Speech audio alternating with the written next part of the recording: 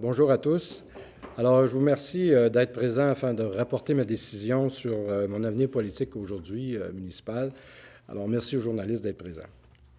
Alors, je pense que ma décision est attendue considérant les demandes des citoyens. Cependant, je respecte mon engagement de présenter à la population mes intentions en cette période fin d'avril, début mai. Derrière cet engagement, je dois vous avouer que je voulais prendre quelques mois après la présentation du budget 2017 afin de rencontrer les citoyens et citoyennes des éboulements.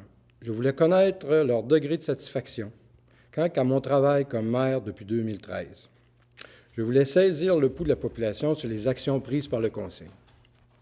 De plus, sans vouloir faire une équipe en vue des élections de novembre 2017, je désirais rencontrer des citoyens et citoyennes ayant un intérêt à la politique municipale afin de discuter sur les ingrédients de base du développement d'une municipalité et d'une MRC en 2017. En somme, autant que faire se peut, chercher des personnes qui voient un avenir pour la municipalité, qui voient comment améliorer la qualité de vie des citoyens et des services. Des personnes qui désirent agir en tant qu'élus pour assurer le développement de sa communauté, autant social, économique qu'éco-durable. Donc, faire face aux multiples changements et défis qu'exigent et qui exigeront une gouvernance de proximité dictée par le pacte fiscal signé entre les municipalités et le gouvernement libéral depuis 2015. Ça veut dire également être proactif et saisir les opportunités qui s'offrent afin d'avoir l'ouverture d'esprit au changement et être créatif dans nos actions. Alors, je me plais à dire que l'esprit aujourd'hui, c'est comme un parachute. C'est utile seulement quand c'est ouvert. Alors ça, je fais beaucoup de publicité par rapport à ça. Je vous annonce qu'après mes démarches et ma réflexion auprès de ma famille, si importante pour moi, que je serai candidat en novembre prochain pour un deuxième mandat. Alors aujourd'hui, principalement, ce que je voulais faire, c'est vous donner les raisons premières pour lesquelles je voulais m'impliquer. Parce que je crois sincèrement avoir répondu à la confiance que la population me donnait en novembre 2013.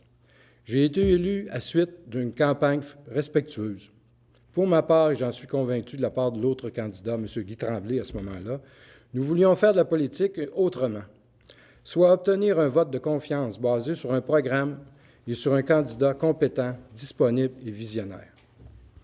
Parce que je n'ai pas peur de m'impliquer, autant ici dans la municipalité que régionalement. Pour la simple et bonne raison que c'est une façon de comprendre les préoccupations et les besoins qui évoluent au cours de la route, en cours de route. L'implication permet d'éviter de microniser ou d'amenuiser ou d'amplifier même, outre mesure, les problèmes et les embûches. Je suis quelqu'un qui prend en considération les besoins de la population et des organismes du milieu. C'est indispensable que la municipalité soit partenaire et un levier, ainsi que selon les circonstances. D'ailleurs, la planification stratégique de 2014 à 2019, dès la première année de ce mandat, un élément de référence indispensable, surtout parce que c'est la population qui s'est exprimée. Une autre des raisons, parce que j'ai les connaissances voulues et la conviction qui veut faire une différence, qui est capable de faire une différence entre un investissement et une dépense lorsque vient le temps de prioriser les actions pour le bénéfice de la communauté, sans exclure, et je le répète, sans exclure ou écarter la taxation. Parce que j'ai des compétences dans plusieurs domaines. Le domaine agricole, l'évaluation foncière, le financement d'entreprises, l'éducation, la gestion des affaires, pour ne nommer que celle-ci en toute modestie. Parce que je suis en mesure de créer un environnement propice au développement. Je l'ai d'ailleurs déjà démontré au cours des 3 dernières années et demie. En voici quelques exemples. D'abord, je dois vous dire que c'est un travail d'équipe avec plusieurs personnes et bénévoles et membres du Conseil que ces actions ont été réalisées. J'ai travaillé en étroite collaboration avec les promoteurs d'Ultime Descente, pour vous donner des exemples, afin d'obtenir les permis nécessaires en 2014. J'ai travaillé avec le camp de Manoir pour faciliter l'utilisation de la piscine et une salle d'entraînement, sollicitant aussi divers partenaires comme Desjardins, la SADC, les organismes communautaires du village qui ont répondu positivement à ma demande. J'ai été un des membres organisateurs en partenariat avec les 2 MRC lors du prix du patrimoine Capitale nationale Chaudière-Appalaches en 2015. Et aussi, je suis impliqué au niveau de l'école avec l'organisation de participation des parents afin d'instaurer un jardin pour les élèves à l'école. Et je suis membre du comité de relance du secteur Saint-Joseph-la-Rive qui a débouché, entre autres, sur la création du comité touristique en OBNL. En passant, je voudrais souligner l'apport de ce comité dans la vie communautaire de la municipalité, entre autres grâce à la présidente, Mme Diane Dufour, et à son équipe. Réalisation en partenariat avec le Musée maritime, le Sentier pédestre, la forêt marine et la seigneurie est une des actions qu'on a réalisées aussi. Alors, entre autres, je suis également administrateur au CA du Camp de Manoir, la coop Câbleau Distribution Les Éboulements et depuis peu sur le CA de la papeterie Saint-Gilles. Alors, finalement, une des bonnes raisons que je pense pourquoi je devrais me représenter, je crois que je possède les éléments clés d'un leadership. J'ai de l'écoute, une connaissance approfondie du rôle et responsabilités d'un maire. Et j'aime travailler en équipe. D'ailleurs, travailler avec l'administration municipale ici, c'est facile. Je vous souligne que j'ai des échanges fructueux, respectueux, collaboratifs avec mes 5 autres collègues maires de la MRC. J'ajouterai que j'apprécie grandement le leadership qu'imprègne Mme Claudette Simard comme préfète au niveau de la MRC. Dans mes autres multiples tâches connexes, à la MRC, je suis représentant de la MRC à la table agro-touristique depuis 2015. Je suis représentant de la MRC pour la coop santé depuis 2014. J'avais besoin de réfléchir sur des questions de fondement, de philosophie, de compréhension du rôle du conseil municipal et de mon leadership exprimé depuis 2013 comme maire. Au printemps 2016, un consultant fut engagé afin de produire un rapport diagnostic concernant le personnel, la gestion, le management des opérations et le conseil municipal. Depuis, plusieurs actions ont été appliquées. Par contre, je me rends à l'évidence que les valeurs, les objectifs et la vision au niveau du conseil sont loin d'un consensus et même minent l'objectivité et la confiance encore aujourd'hui. Selon moi, en pareil cas, c'est la population, par la démocratie, doit faire connaître son choix. Et je me permets maintenant de vous donner quelques petites données par rapport au conseil municipal ou par rapport à ce qui se passe à la municipalité. Juste faire des mises au point. Même si je ne suis pas encore en campagne électorale officiellement, puisqu'aucun bulletin de vote de mise en candidature a été déposé, je me permets d'apporter certaines précisions sur certains propos déclarés publiquement. D'abord, la taxation. L'augmentation de taxes est en moyenne de 1,3 % depuis 2013. On est passé de 0,70 à 0,73 au 31 décembre 2016. Et la plus grosse augmentation est due principalement à la coupure de remboursement de la TVQ qu'on a subie en cours d'année en 2014. C'était le début de la période d'austérité. Alors, ce fut un manque à gagner de près de 60 000 $ dans le budget survenu en cours d'année. Et on le supporte encore. Il faut se rappeler que la taxation comprend également les coûts de services comme l'eau, les eaux usées, la matière résiduelle.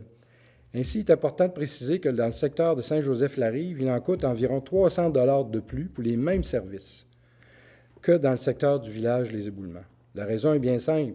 Les coûts sont toujours partagés en fonction du nombre d'utilisateurs de chacun des secteurs. À l'évidence, plus il y a de payeurs, moins la facture est élevée. La situation financière de la municipalité est enviable et bien gérée. Le surplus était de 119 000 en 2013, 200 000 au 31 décembre 2016. Notre endettement est passé de 1,55 $ du 100 $ d'évaluation à 1,23 $ du 100 $ d'évaluation, pour un endettement total de 3 300 000 environ. On a parlé beaucoup du déficit de 3 000 $ en 2016, qui représente 0,12 % du budget. Il est causé, entre autres, par des décisions prises par les membres du Conseil en cours d'année de dépenser certains montants, soit un total de 23 000 $ sur différents projets qui n'étaient pas prévus dans le budget.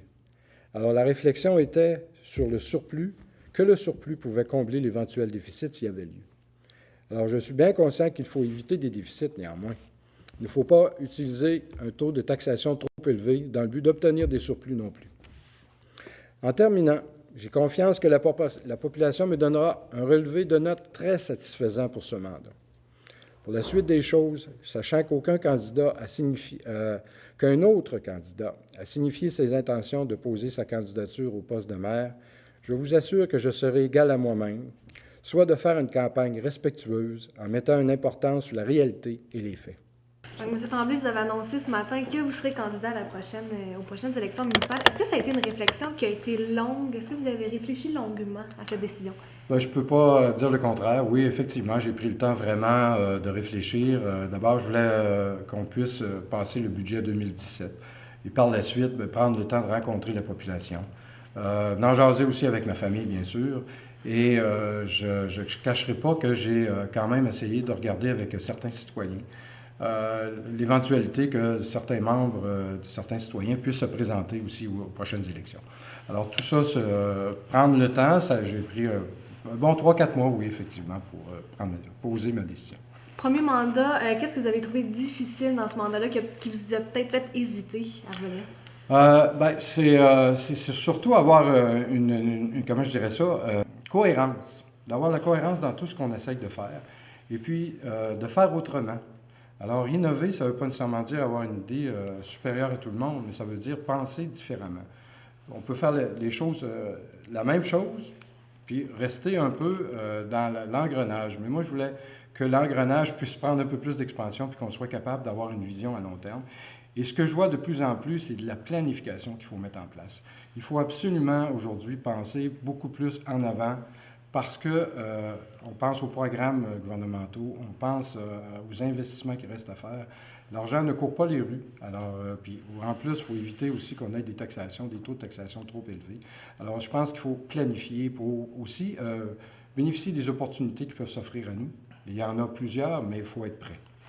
Est-ce qu'il y a des dossiers sur lesquels vous travaillez présentement? Justement, on parle de long terme, que vous avez à cœur, justement, qu'au prochain mandat, vous voulez voir le bout de ça?